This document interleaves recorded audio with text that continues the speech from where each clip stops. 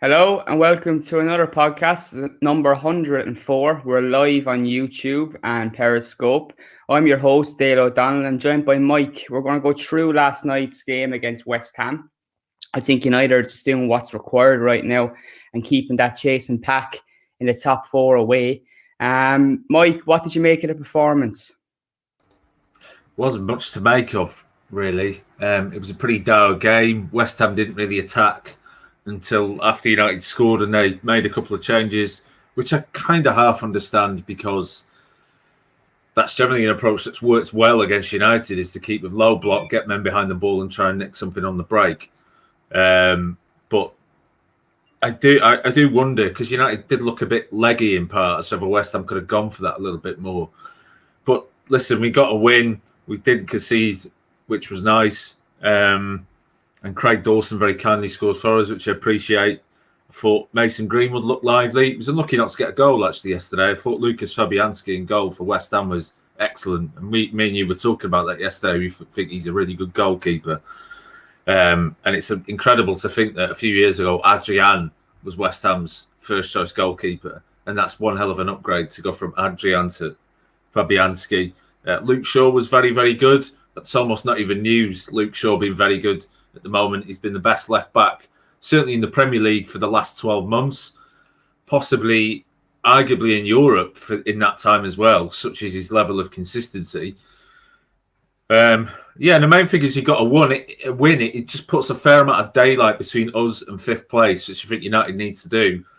Takes a little bit of the pressure off. And I think that might actually help this United team at the moment to take a bit of the pressure off, especially as we've got a few injuries right now. I mean, I'm not even convinced, Dale, that Marcus Rashford was 100% yesterday. Didn't look it to me.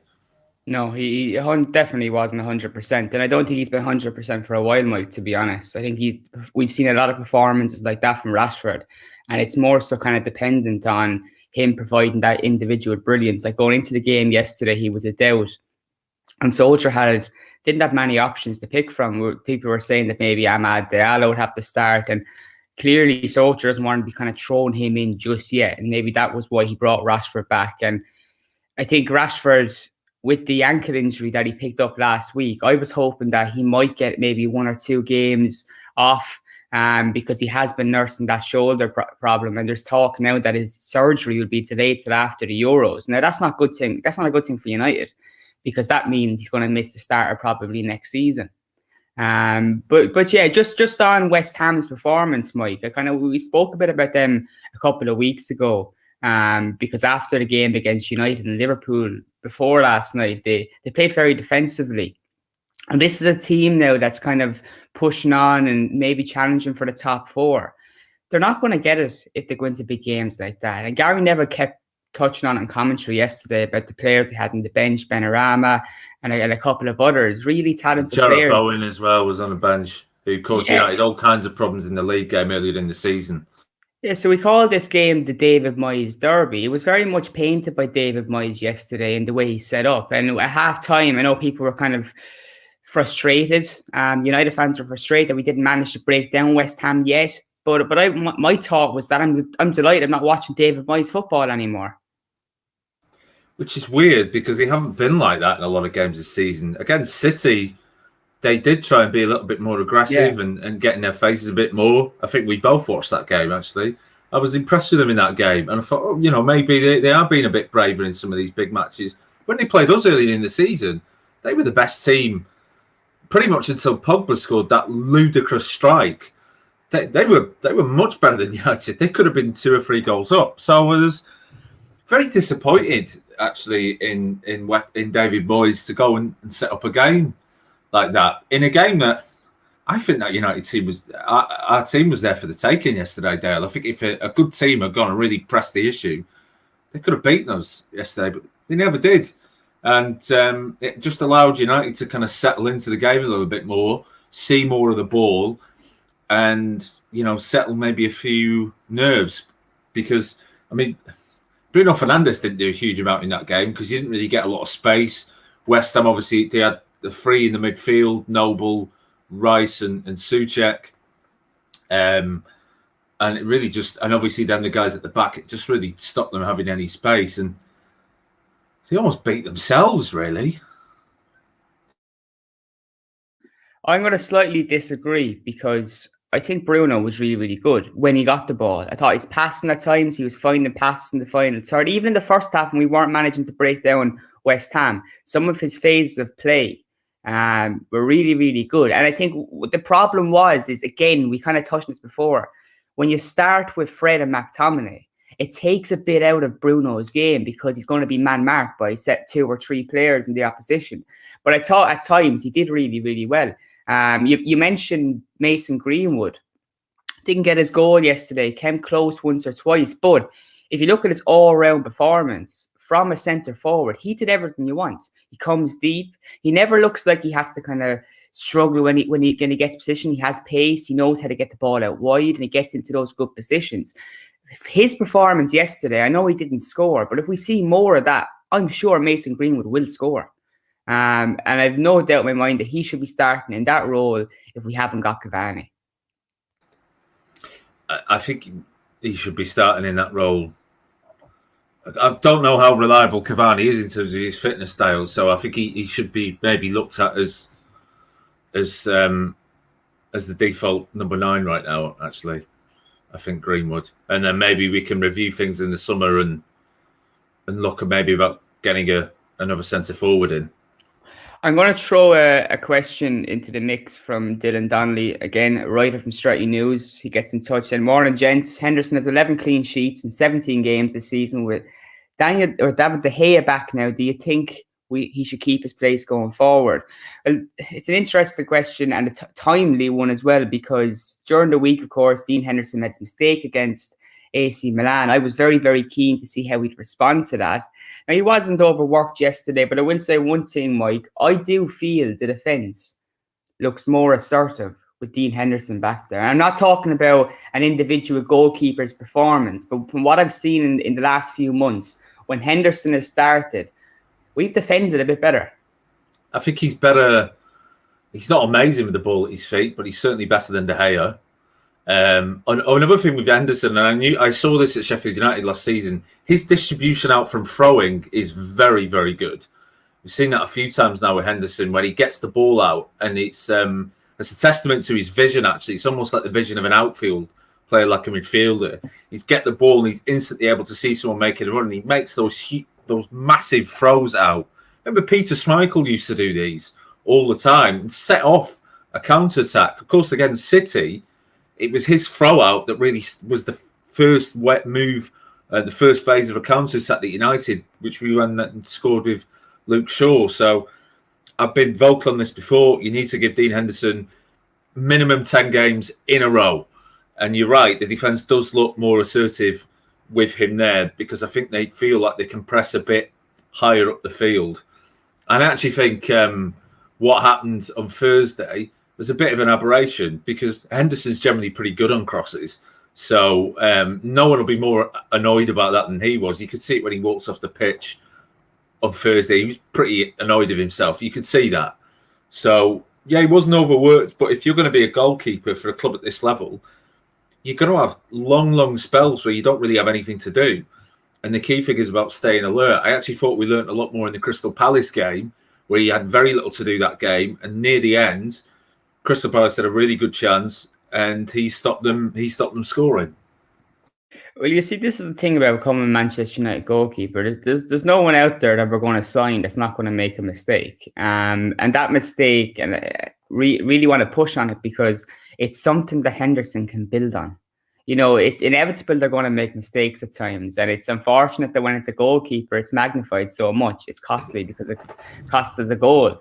But I think to come back into the team yesterday again and get a clean sheet, you know, he probably deserves to start the next league game as well. I think De Gea would probably come in against AC Milan. It wouldn't surprise me. He's back training with the team today, and you know, Solskjaer's going to. He shouldn't play. He shouldn't play that game. No. De Gea should not be playing. No. He's not. He doesn't deserve his spot right now. Can I just add something on that as well? Since probably you go back to. But back to the 70s, really, when you look at Youngblood, who was the Holland goalkeeper, and the Rinus Mitchell's team, there's been a development since then, especially since the elimination of the back pass rule, in which obviously it's forced goalkeepers to play with the ball at their feet a bit more. Is that a goalkeeper? It's not just about shot stopping. It's like, are they generally adding something? Or do they fit with the way that your team plays, which is a key thing?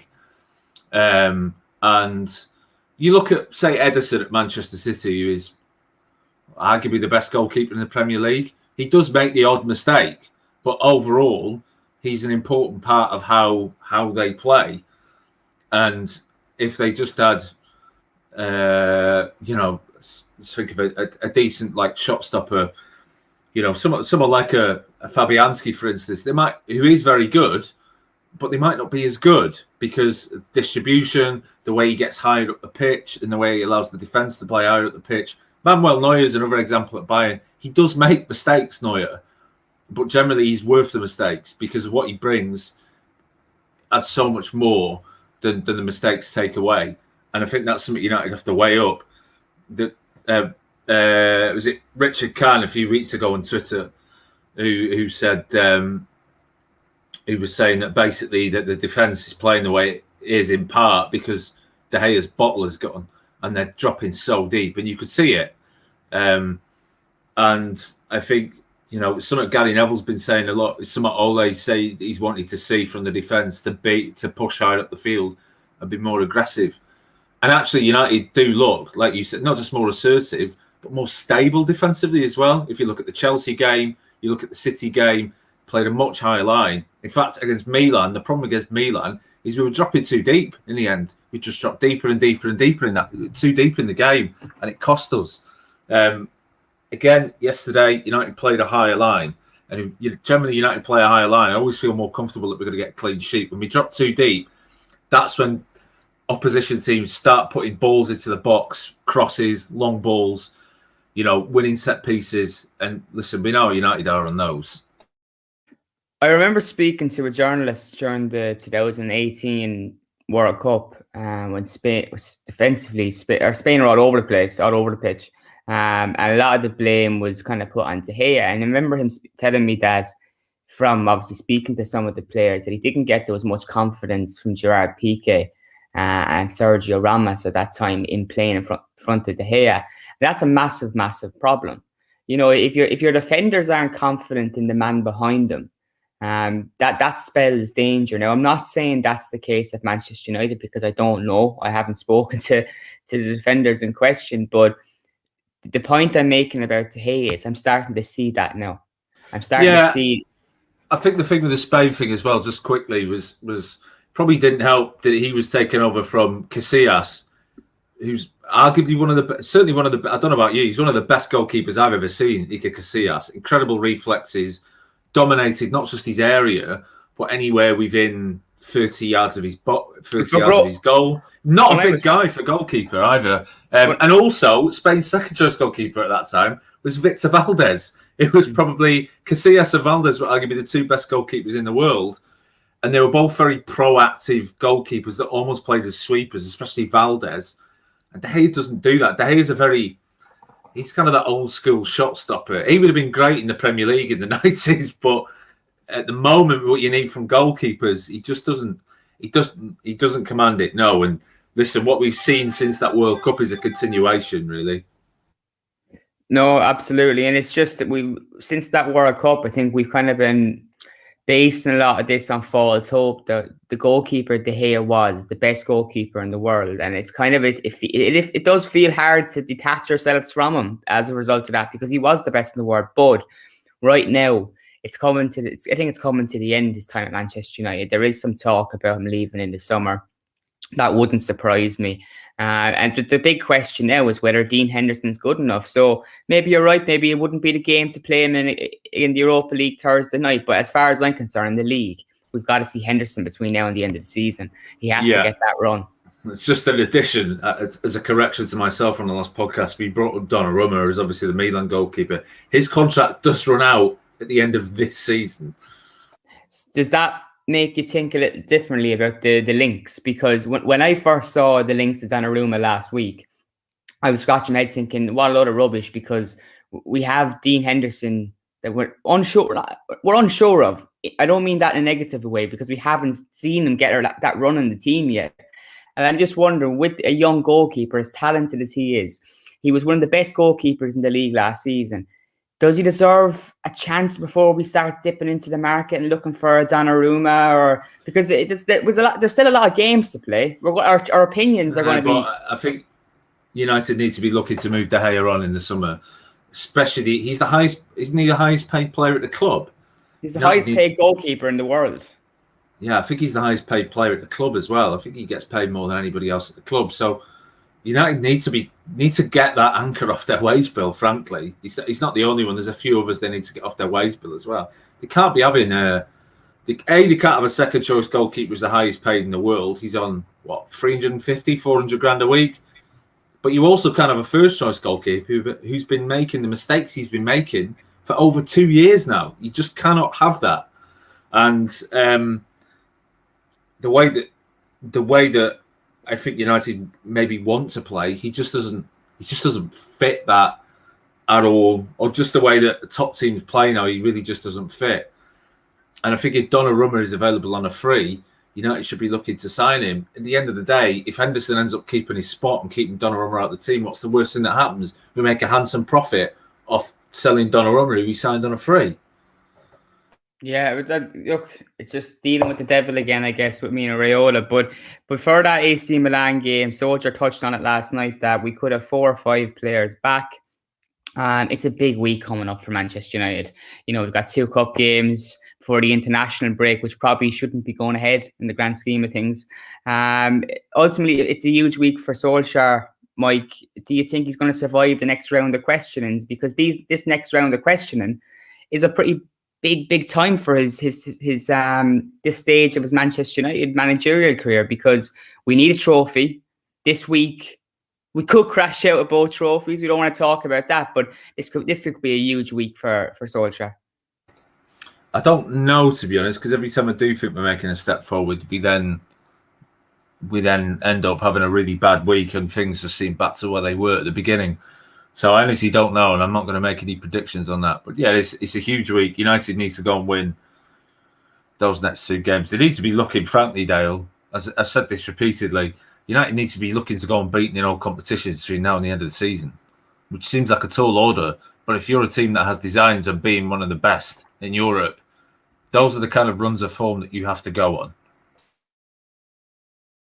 Well, that's what Solskjaer spoke about when he first got the job, because when he came in and the attitude in the dressing room was down, and he spoke about what's expected at Manchester United and how being second best isn't good enough and how we need to be winning trophies and fighting on all fronts. Well, this is the time now where we go and do that, and we start doing that.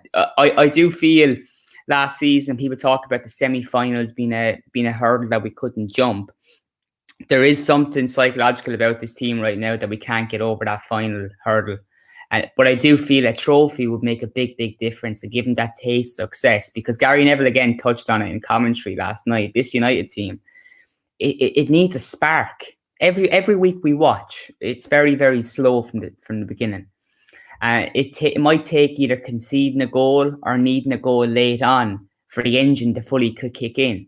And that can't be the case if we're to win trophies, because that hunger needs to be there from the beginning of games. You watch City, a team that wins league titles now, and from kickoff, teams are threatened.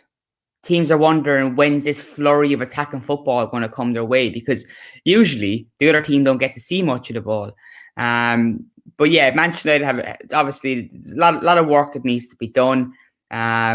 I do wonder whether Solskjaer and this team this year will reach its ceiling. Signings are needed. Signings are definitely needed. And if we don't make signings this summer, I fear that with the squad we have, even second will be difficult next season, because I would expect 1 or 2 of those teams around us to improve as well. Wouldn't you, Mike? Yeah, I mean, Chelsea will certainly start next season better than they started this season. I mean, they've already improved since Tuchel's come in. I mean, they just seem nigh on impregnable defensively. I think I have a sneaky feeling that Tottenham may have a new manager next season. And if it's a good manager, I think they can't be discounted. I also, despite what you said, I don't think Liverpool will be as bad next season as they were this season. You do have to take into account with Liverpool, those injuries are bad. Van Dijk being out for the season is the equivalent if you took Bruno Fernandes out of the United team this season. United are in the top 4 without Bruno Fernandes. You know that as well as I do. They're lucky if they're top 6, really. And I also think you cannot... Klopp just doesn't seem quite infused at the moment, which I suppose is very understandable when his mum's died recently and he can't go home to say goodbye and go to the funeral because of the restrictions. And obviously there was the thing with Alisson as well, and his dad drowned. So I think generally that Liverpool dressing room, they're physically exhausted. I think emotionally they're a bit exhausted as well.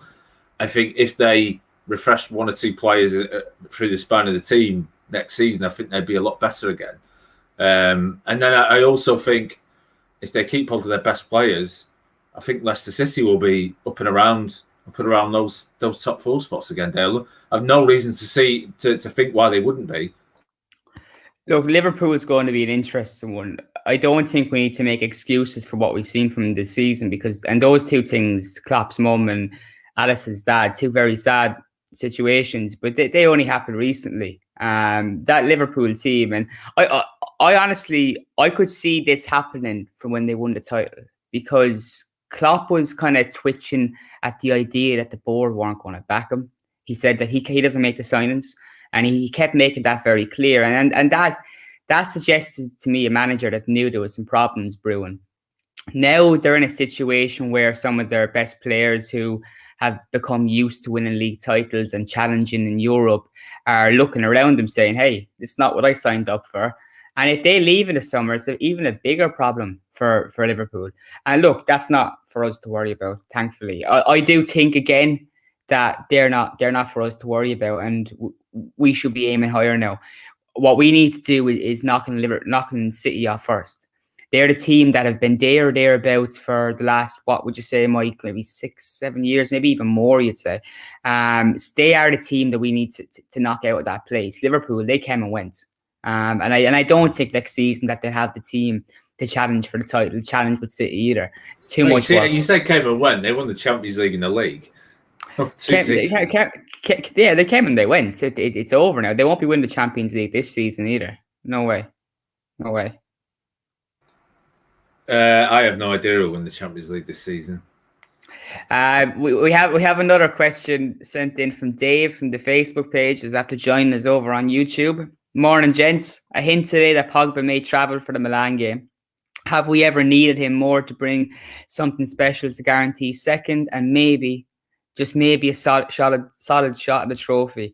Yeah, look, to be honest, I really agree with that there probably hasn't been a time that Manchester United have been crying out for Paul Pogba. And I haven't forgotten either all the 4 or so years of bad performances, or below par performances. But before this recent injury, it's hard to kind of really describe how much of an influence Pogba was, because what he does on the pitch doesn't always get the recognition it deserves. And we've really seen it in recent weeks. I feel that without that quality from deep positions, Bruno hasn't been getting any service. And to have him back and would make Bruno more alive, it would make United a lot more threatening. Mike, we've discussed Pogba a lot. I'm not the most positive when it comes to him. He boils my blood. What are your thoughts on whether we miss him right now? We missed the Pogba that was playing in the probably 9 or 10 games before he got injured. But the Pogba of the rest, and you know, the Pogba that briefly showed up when Solskjaer was interim at the beginning.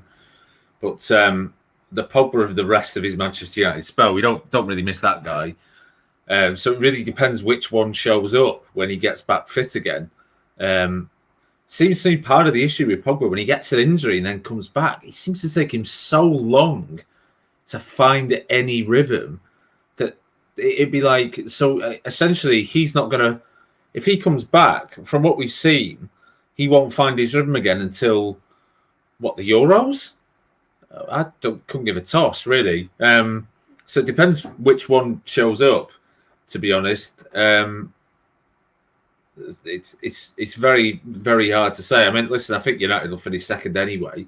bar an incredible collapse, which I still think United will lose.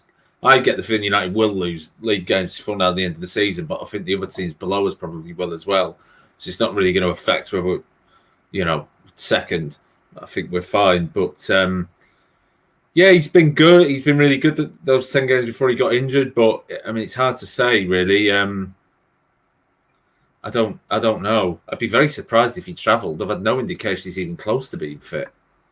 Well, look, it's coming to the end of the season, and I suppose Solskjaer's willing to get players back a bit quicker. It's big end to the season for United. This week, I spoke about already, 2 games. Can you imagine the reaction that if we somehow managed to get knocked out of both cups? Because that would set a real bad smell around the place. Because right now things are very positive. We've so much to play for. And that can change very quick. And coming back after the international break, if we didn't have a cup to play for, it's just, that's what I'm on about, the questioning of Solskjaer. It really intensify. And he needs a big week. A big week I'd be delighted. Yeah, if we go, I don't even really want to contemplate it, but if we do go out of both cup competitions, you do have to ask the question of where is the manager in relation to the dressing room? It just kind of would re-raise questions that I've asked before about how much pressure is he putting on these guys to succeed? Yeah, if they don't, like, obviously it's hard to kind of talk before these games take place, because as we all know from watching United down the years, we don't do things the easy way. Never have. And we have a tricky away game against AC Milan. Simply just need to go and get a positive result there. But in the FA Cup against Leicester, we should probably also talk about the fact that Leicester aren't a club that are renowned for winning trophies. And in the past few years, since they've won the Premier League, they've been performing really, really of a high standard. Brendan Rodgers doing a great job there. We've spoken about that quite a bit on this podcast, Mike. And I think they're going to be going into that game also thinking that this is our shot at a trophy this season. We've been one of the best teams in England. We're coming up against one of the best teams in England. And both teams will want to see the other side knocked out. That's going to be a very tricky tie. So I don't think I'll have any nails by the end of the week, if I'm being honest. Because I do fear that there could be a more definite view of how things are going after this week. And I think the thing about both of these games we've got coming up, in both of those ties, the Milan and the Leicester one, both teams in each of those games are going to look at those ties and think, if we can knock off this team, this really opens a clearly seen path to the final, I think. Because there's no question in my mind, United and Milan are two of the best teams, maybe the two best teams left in the Europa League competition, really. If you'd look at them over the course of this season, they're the best 2 teams. I think who's close to them, maybe Spurs on their day, but not convinced about Spurs in big matches. Roma possibly, but Roma's record against big teams isn't very good this year. So they're going to look at it. Both teams will look at it as this could really open a path to the final for us that we can clearly see. And it'll be the same with the FA Cup game at the weekend as well. Both United and Leicester are going to look at that and think, we can knock these guys off. We've got a good run at winning this cup. A really good shot. Yeah, and I do think there will be a discussion inevitably, really, if we don't go through either one of those competitions, that people will probably start calling for Solskjaer's head. And that's why I wanted to bring up the conversation, Mike, about Solskjaer, which broke in the Mirror 2 days ago, that he's going to be offered a new contract at Manchester United. And why I did a piece on this for the blog. You can check it out in the opinion filters after the show. I put a link out, but I basically looked at the news and that he's getting a new contract. And as someone that I massive admirer of Solskjaer and what he's done in the job so far. Obviously, we all have questions, but I think in the grand scheme of things, he's doing a really, really good job at Manchester United. But to offer him a contract now, I'm wondering, has the club not learned from its previous lessons of offering him a deal during a season? Because when they offered him the permanent deal, which didn't have to do at that point, they could have waited till the end of the season. The results went bad, really bad, crashed. and it was a dip. And now they're doing it again ahead of arguably the biggest week of the season. When I understand there's lots of positivity around Solskjaer right now. There's new coaches or new roles in place, a new structure apparently, and so on. And United probably want to show that we're stepping into a new chapter and we believe in it and blah blah blah. But there's no rush, Mike. Why can't they wait till the end of the season and basically say to Solskjaer, you'll have your new shiny contract, you'll be on a higher wage at the end of the season. Go win as a trophy and go secure second place. That hasn't been done yet. Why? And all I'm asking is why do United need to rush? Because the people running the club are completely incompetent and don't know anything about football. Yeah, I guess, but this is madness. They made this mistake before, and I think everyone at Manchester United will not just agree. with Solskjaer, by the way. They made this mistake with Mourinho as well, where they gave him a massive new contract just as he was starting to blow up. But David Moyes was given a 6-year contract. 6 but years. At least he was given that at the beginning.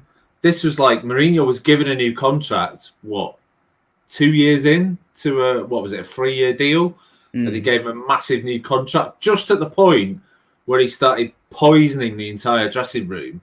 And then Solskjaer was given a contract basically because everyone got overexcited after the whole thing with Paris Saint-Germain. And then United went on an absolutely dismal run of form, not just to the end of the season, but all the way through until about November or December. Yeah, I just don't understand the need to rush. It's not as if Solskjaer is going to be cherry-picked from one of Europe's elite in the summer. He's happy at Manchester United. I think at the moment, I'd say we're very happy with how things are going. But it's very important also to note that can change very, very quickly. And again, talking about the week ahead, he needs 2 big results. Where we need to show progress this season, and he can go into his 3rd year without a trophy, but that's when serious questions are going to be asked. And I remember when Jurgen Klopp was taking over Liverpool, and he was at this point without a trophy, and I couldn't get my head over how the more Liverpool fans weren't questioning this. Like, Manchester United need to be up there challenging. And in fairness, we've seen the progress that in his first season we improved, I think. In his second season, we did improve. And now, this season, why can't we improve again? We're in the right position to improve. We improved in what you mean his interim spell? Well, in his interim spell, when he came in, he picked things up dramatically from when Jose was in charge. I mean, that's not hard, but I'm trying to remember where United were in the league. Well, but that season he was picking up a mess from Jose. So what happened the previous year and the start of the season doesn't have anything to do with him. He came in, he shored up that ship, and in the following season we did better, we improved, and this season we did get less points last season than we got the season before. You remember that, right? We got like 3 less points. But that doesn't matter. It meant with a stronger league last season, United would not have finished in the top 4. I mean, we scraped into that top 4 by the skin of our teeth. Look, I know that, but at the same time, Mike, there was a time this season where we were all saying it's a crazy league. City weren't even considered as being favourites at this time, and United were doing really well. And people were saying, "Oh, we've actually a chance of winning this league," and we did, because it was a crazy league. Okay? People were dropping points all over at start. If we went on to win the league, we wouldn't be talking about it as in, "Oh, that's the COVID season," or that the results are all over the place. You can only win what's in front of you, and right now we are in a better position than what we were when Solskjaer came into the job. So we have seen improvement. I mean, when Mourinho left, we were 6th, and at the end of that first season, we were 6th. Yes. We were. Yeah, but are you saying there was no improvement? There was obviously a massive dip in form. There was an improvement for about 10 or 11 games, and then the form went off a cliff, Dale. And then what you've seen then since then, would you have seen that under Jose? I don't think so. So the first half of last season, pretty much until Bruno Fernandes came in, we were largely quite dismal, really. We were really poor to watch. We weren't scoring a lot of goals. we were struggling to beat teams at the bottom, like really bad. I mean, to go and lose to Newcastle United last season, that's just unforgivable. That's one of the worst performances I'd ever seen. And the Burnley one at home, which was appalling as well. That was a really appalling performance. It's hard to gauge how much United have actually improved. If United end this season with a trophy and second place, I'll go, yeah, United have definitely improved. But if United finish second, 15 points behind City, and don't win anything, then I'd say, are we really any further along than we were at the end of Mourinho's second season? I don't think we are. Yeah, I think there's a lot of improvements. But look, all of that means nothing if we have a bad week this week and if we don't win a trophy this season. Because as you've kind of touched on already when you were making your point about how we've shown good form and then we just seem to kind of just throw it away. That's happened a lot in the last 2.5 years. And now is the time where we need to make it happen. We need something to show for this progress, because there is progress there, but it can be hard to argue it if you're gonna go 2 years or 3 years as a Manchester United manager without a trophy. It needs to come this year. And look, there's no excuses if we crash out both this week. Absolutely none. They're both games that we should be winning against good teams. But this Manchester United team has shown this season that, look, we've seen the game against City, can match anyone. We can, on our day, we can match teams. It's just, it's down to everyone keeping concentration and people not losing their man on corners and set pieces. Mike, you wanted to clear the stage this week to talk about a certain Scott McTominay, who a big admirer of on the podcast, really. I wouldn't say clear the stage, just a bit over the top, but... He's getting better and better and better. Yeah, he is. I think what he needs with him in the midfield is someone a little bit more creative. He's scored a lot more goals this season. How many goals he got? Is it 7 or 8 goals he's got this year? He's scored a few anyway. It's definitely his best season. He's a leader on the pitch. You can hear him shouting all the time because he has a suspiciously Manc accent for a Scottish international. He was one of the players in the first half of last season, one of the few players that really showed us something, who didn't hide, was willing to get on the ball, was willing to try something. He's probably not the most gifted player, but he brings a lot to the table for United. And I think if he can get some of the right players in there with him, he could be a big player for United going forward down the years. I know he was mentioned on a podcast we did a few months ago, possibly captain. Who knows? But we should be looking at having 5 or 6 players in the dressing room who could fill that position, not just the guy that has it now who shouldn't have it. So really, really good. Very, very happy with him, and it's nice to see one of United's academy products sort of stamp his mark as being a big, not just a good player, but just a big personality around the club. I think United need that. I think United have really lacked big personalities who are willing to dig other people out and pull in the right direction for the last few years. That's not just to say he's been perfect, because he hasn't. He has had a few off days this season, as I've had all of those players. And he needs to get a little bit more consistency into his game, as a lot of those other players do. But he's someone United can move forward with. Fred, I'm really not so sure about, because he takes too many touches on the ball. His passing is a bit erratic, and he's got to be one of the worst shooters of a ball I've ever seen. But McTominay is someone that I see a real upside to his game going forward. I'd like to see in the long run him get forward a little bit more, and just some work being done with him in terms of coaching, of just going to 1 and 2 touches whenever he's on the ball during the game.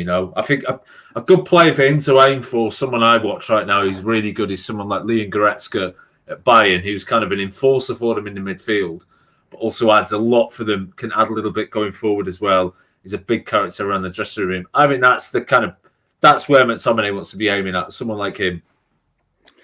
Yeah, I think McTominay, looking at the midfielders that we've got and people saying we need to bring in others, McTominay is the one that I'd be less worried about losing his game time. Because I think United went out and signed a centre midfielder, the kind of player that we've been crying out for, Mike, that it would probably be Fred who would lose out on a starting role. Both players are massively influential to how far we've come this season.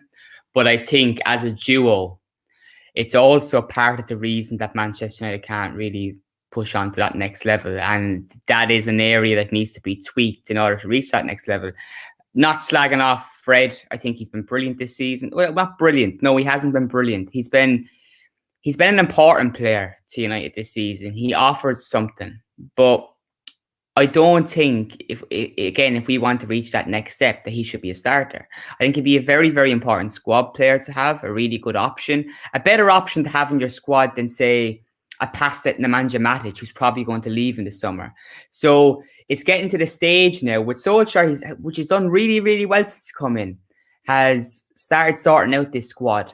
I think there's less deadwood than there was previously. And what we've seen with him, slowly but surely, he's getting rid of them.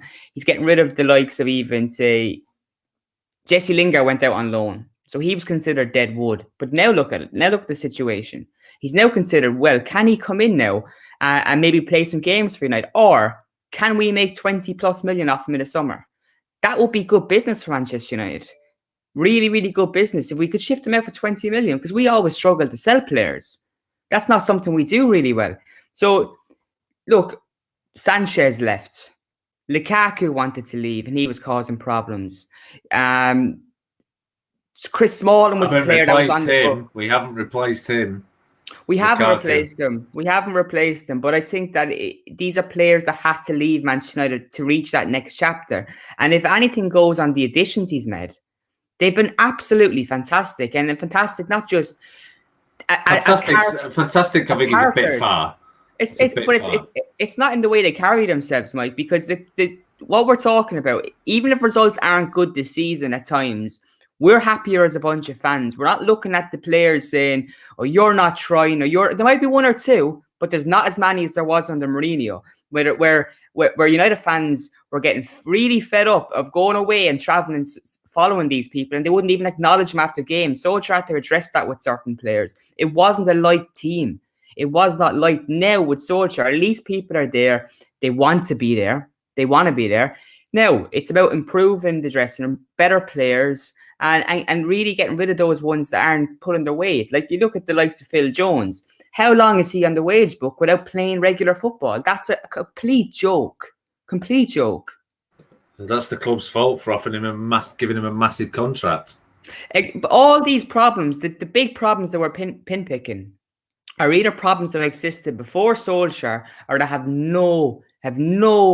he can do nothing about them. Okay. I will take issue with the fact that you've said that the signings that the club have made under Solskjaer have been fantastic. I think they have a little bit. No, I don't agree. I think they've been good, but I don't think they've been fantastic. You would look at those players and you go, are those players the best, or even in the conversation of being considered the best in their position? With the exception of Bruno Fernandes, no, I don't think they are.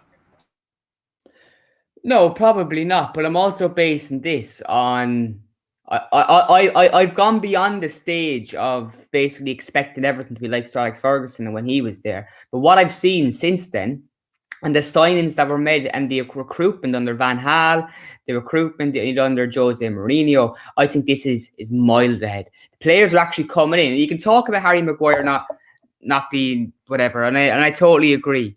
But he was brilliant last night. And there have been games in which he's shown that he can be a good defender. Not enough, though. Not enough to warrant 80 million. Nowhere near enough. Not enough to be warranted to be throwing the captain's armband the second he's come in either. When he talks, and the way he talks after losing games and how he takes responsibility. No, he hasn't done enough. But is he better than what we had in defence? Absolutely. Absolutely. That's a really low bar, Dale. It's a low bar. It's a low bar, but the bar has been raised. Well, you could argue that Leicester have got better defenders now since he's left. with better recruitment, with better recruitment, and that's not down to Solskjaer. That's down to the club. That's not down to Rodgers. That's down to the club. I thought Solskjaer has a veto over signings. That's the impression that they've been giving out. Is that not the case? If so, well, look, Solskjaer wanted Sancho. Didn't get Sancho. Wanted Grealish, didn't get Grealish. Didn't get Grealish. Okay, so there you go. Wanted Upamecano. Upamecano's now gone to Bayern for half the amount that we paid for Harry Maguire. Yeah, that raises more questions again, but we'll have to see what Upamecano's all about when he's in the Champions League with Bayern next season. Dylan comes in with another question. Is McTominay better than Rice? I'm going to stick my neck out and say yes. Mike? I think they're about the same. I didn't used to be a fan of Declan Rice, to be honest, mate, but I don't know about you. He's improved massively this season. Just looks like he's got a lot more going on to his game, getting forward and stuff. I think they're about the same. I certainly wouldn't sign Declan Rice at United because him and McTominay are kind of similar. Although I think Declan Rice tends to sit in a little bit more and distribute. But no, I think they're about the same, and that's not a compliment or insult to either, Dale, because I think they're both very, very good Premier League midfield players. And I think a big reason why West Ham have been so good this season is that partnership of Rice and Souček in the middle of the park. So very, very good players. Don't have to say he's one better than the other. They're both very, very good.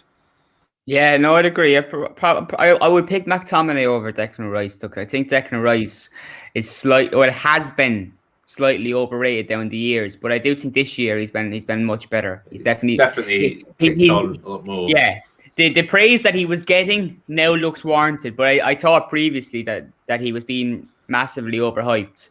Another question sent in from. I was going to say he'd definitely be first. I would definitely be first choice in the England team to go into midfield, I think.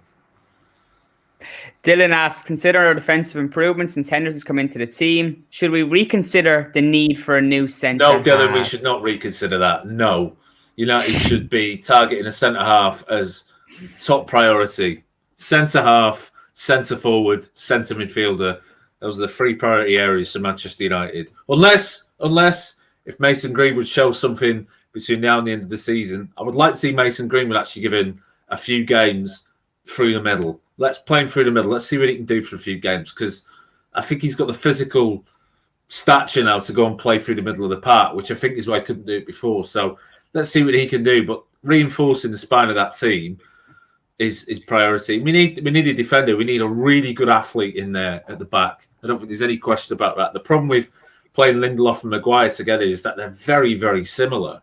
And I also think Lindelof still lacks the physical part of his game to be a leading Premier League defender. But maybe in there with someone else, he'd be all right.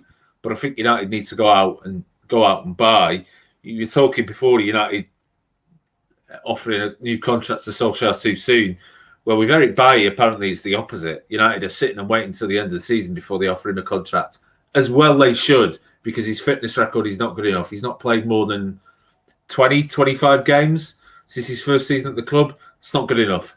So United, a centre-half needs to be United's top priority. Koundé looks like, by the sounds of it, is who they're targeting. But we'll have to see what happens. We have a few questions sent in from Facebook, which we won't have up on the feed, like the YouTube questions. So if you want to get asking, go over to YouTube or Periscope and they'll pop up on our feed. But here's some of the ones that were sent in after last night's game. Jamie Buckton, are we seeing our form starting to lift after a few weeks of silly draws? 6 points from Man City and West Ham. Two teams in superb form. Yeah, good results. I mean, it was very much a laboured performance yesterday. I had a feeling it might be. The City performance was maybe the best United performance I've seen in a big match since Van Gaal was at the club, where in his first season, maybe we had a couple of really, really good big match performances where we were running the game. You know, I think the home game against City, where we won 4-2. Liverpool away, we won 2-1. Should have won that game 4 or 5-1. I mean, we absolutely just ran that game. But That was the best. That was the best I've seen us play since then in a big match. West Ham, not a great performance. Wasn't a very good game, but we won. The key thing is now, as I said before, United have got 2 other big games this week. I know Leicester aren't classed as being in the Big Six, but they are, really. I mean, Leicester are more worthy of being in the Big Six than Arsenal are, which I don't, that which just bizarre to me. So Milan and Leicester, those are 2 big matches for United this week. United need to go and win. I'm sick and tired of this Big Six talk because it's ridiculous. I just find it insulting to Leicester, who won the league more recently than Arsenal and have been in and around the top 4 in the last 5 years more than Arsenal have. It's madness, and Leicester have been got better players, and have actually won a title in the last few years. And they've got, I would argue, a better manager. Not that Arteta's a bad manager, but I think Brendan Rodgers is a much better manager. Yeah, absolutely. Probably the manager that I thought that Arsenal would have appointed in the past few years at some stage, because he's been showing signs. The Liverpool job, he got that close to win the league title. I know he probably learned from it. Went off to Celtic, probably a bit easier there, and won his titles. But it's come back to England, a better manager. Look how Celtic have done since he left. Not good. And as well as that, I'll raise a point that I think that the Leicester team we see today, I think that would be Leicester that will win the league title. Yes. Oh yeah. It's definitely It's definitely a much better. I think the first 11 is better. I think the squad is better as well. They've got some horrendous injuries at the moment, Leicester. Really, really bad injuries. Yesterday, they had no Maddison. Harvey Barnes wasn't available. I think Johnny Evans was missing. Big play. Vardy had just come back into the team. I think Johnny Evans was there. I think I remember seeing Johnny Evans. Yeah, he was. Yeah, sorry, my mistake. They're missing quite a few players. Maddison's a huge miss for them, Dale. I think Maddison's been a brilliant player since they brought him to the club. He's been fantastic. Yeah. And Harvey Barnes as well. James Justin has been good for them, and he's been out for a while. But they've got Pereira, so that's kind of offset that loss. So all those injuries they were dealing with, and yet, you look at Ian Acho, who's formed this part. Brendan Rodgers, basically, I watched the game against Sheffield United. And basically, Brendan Rodgers played a different system. He played a front 2, which he doesn't often do. Vardy dropping off, almost like in the way that Harry Kane does. And Ian Acho playing further at the top.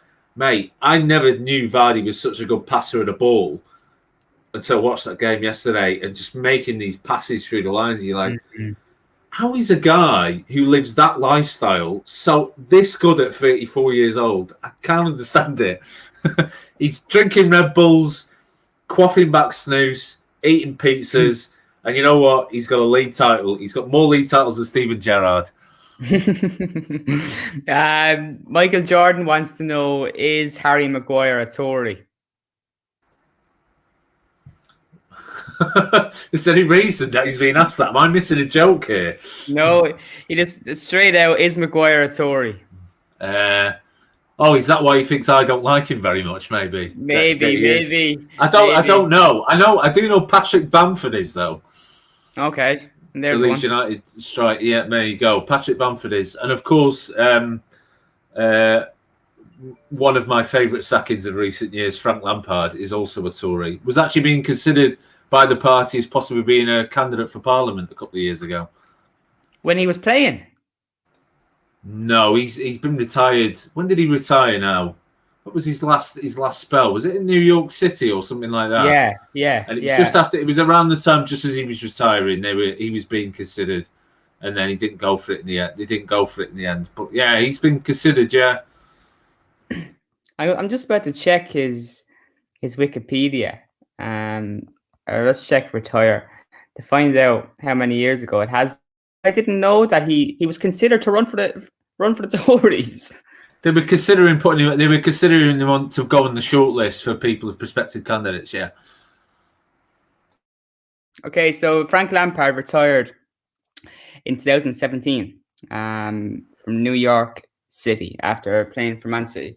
So that's how that one ended. There's one more question that we can fly through before we wrap it up. Any thoughts on this rumoured rift between Cavani and the medical staff? Personally, I think after his father's recent comments, some in the media are trying to stir up a bit of controversy. Ali certainly seems to think he'd be ready to return on Thursday.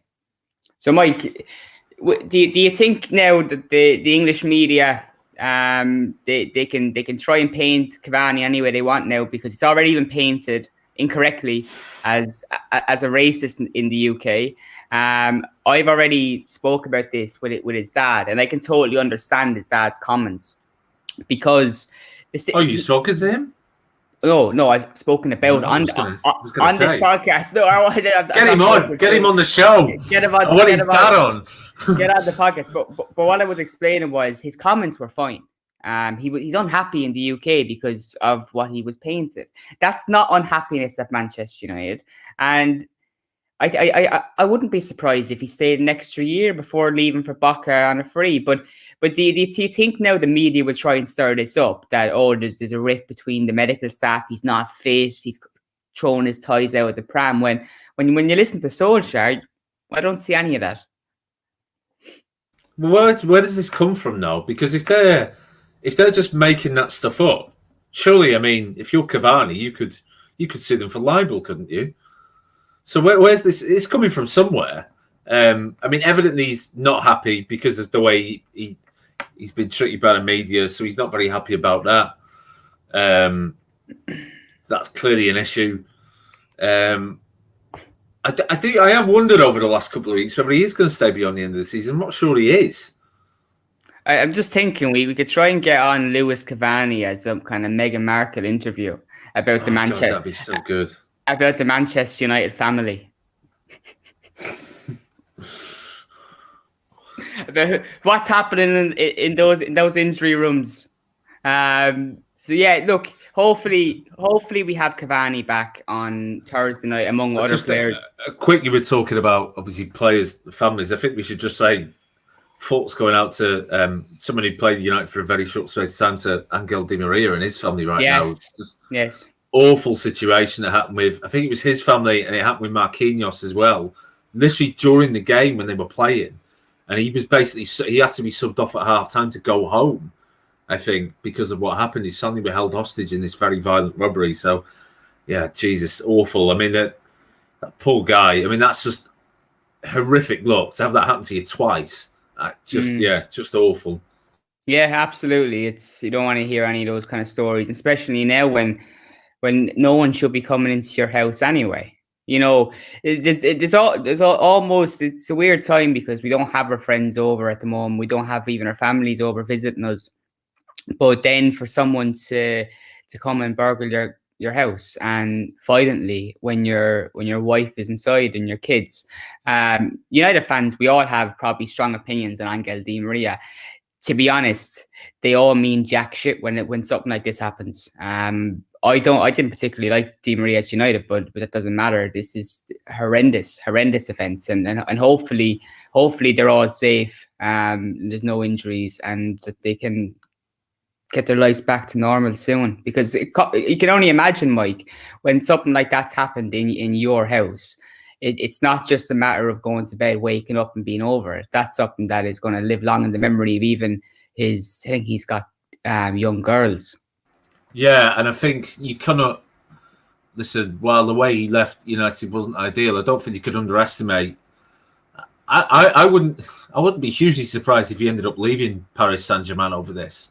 I wouldn't be a huge surprise to me at all if he decided, you know what, I think I'm going to go back to Argentina, or maybe I'll go to Spain. I wouldn't be surprised if he left over this. We'll see what happens over the next couple of weeks. But I do think, listen, for all the talk of what happened when he left United, I do genuinely believe that home invasion burglary that happened when he was at United, I do think that was a big reason as to why he left. Because when that happens, there is, especially if you've got a young family, if you don't feel safe, or they don't feel safe at home anymore, you can't stay. Yeah, no, of course, can't stay. And it's probably difficult for a lot of people like us who are growing up and only see one club. Manchester United, and when that's our club, but when a player leaves, we're kind of like, I don't understand that. But when you kind of throw it out like that, when you explain it that, right, this guy's family didn't feel safe in the city. And at the end of the day, for him, it's a job. Yeah, it's a job. Okay, and you have to listen, love your club and all that, but there has to be an element of, it's your job. I'm sure if Angel Di Maria could be paid handsomely to play for the club he supported for the rest of his life, he would. But maybe he wouldn't, because maybe he go, I want to live somewhere else for a few years. So it's a job at the end of the day, and you're not just about the money, but you want to win the biggest trophies, the big prizes, and I try never to take it personally when a player wants to leave. I don't take it personally that Paul Pogba wants to leave. What I have an issue with is how I think he's gone about it, which is really, really bad. Cheaply. Yeah, very, very cheap. Yeah, to basically get your representatives to release all this stuff and brief the media and then hold your hands up and go, well, nothing to do with me. It's like, well, clearly it is. Yeah. So do me a favour. I have no problem with players wanting to leave and try something new. It's the same reason anyone would want to leave any job and go somewhere else. Alternatively, if you want to stay at the same club for the rest of your life, fantastic, good for you. That's what makes you happy. But I think at the end of the day, if this is your job and suddenly you don't feel safe in that place anymore, you can't live there. Just about to wrap it up. Good job, because the sun's coming in that window and it's blinding me. Mike, thanks for joining me this morning. It was one of the live streams we're going to start doing for each podcast now, and over the coming weeks, we're going to have more podcasts. I'm going to aim to do maybe 3 a week live on YouTube as well. So make sure you subscribe to Stretty News TV to get those live streams. Follow the Strettycast on Twitter, and make sure also to join us on Instagram under Stretty News. We're posting on there under a new account and trying to gain some followers. So make sure you support us there. And Mike, finally, hopefully I'm speaking to you Friday morning after a win and some progress in the Europa League. I'm going to get a quick prediction from you, seeing as you're our Serie A correspondent. I think United will win 2-1, just about get through. Brilliant. I'm going to go for the same prediction, 2-1, and we'll speak to you again on Friday. Again, for those of you who have joined us live, really appreciate it, submitting questions. I'm sure the followers will grow over the coming weeks. And those of you who listen on Spotify and Apple Podcasts, again, just as equally appreciated. See you soon. Bye-bye.